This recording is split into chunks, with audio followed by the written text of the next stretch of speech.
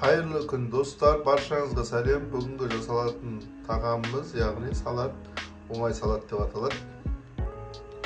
Осы оңай салаттың құрамына, яғни жүгері, салат жапырағы, 6 жұмыртқа, 3 қасық майонез, қаймақ қоссаңыздар да болады, 2 помидор, 2 қияр, сосын 1 қасық шай қашықты тұз қосылады.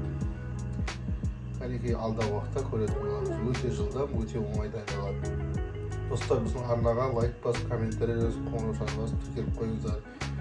Алға шыққан видеоны жіберіп алмас үшін. Әнекей жұмыртқамызды турап бастап жатырмыз. Достар, қиғашқанды бөліп аласыздар да, қиғашқан турайсыздар.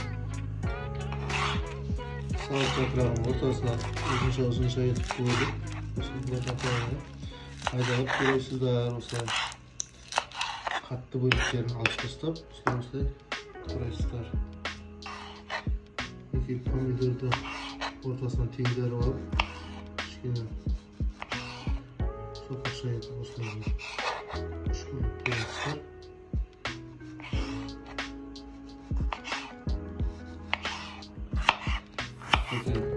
Қиярды 3-4 бөлікке бөліп алып, ұзын болса, үлкен болса, осылайдан көпшілеп турайсыздар.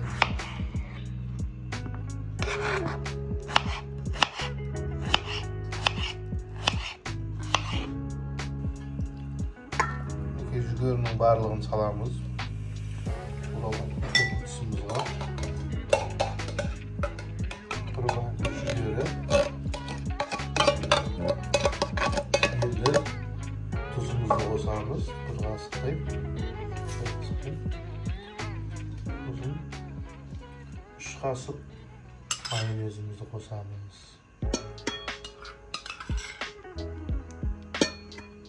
Майонездеріміз болмаса қаймақ қосуға да болады. Осыны енді жақсылап араластырып, ыдысқа салып, дәмін көретін боламыз. Мінекей достар, кереметтей салатымыз дайын болды.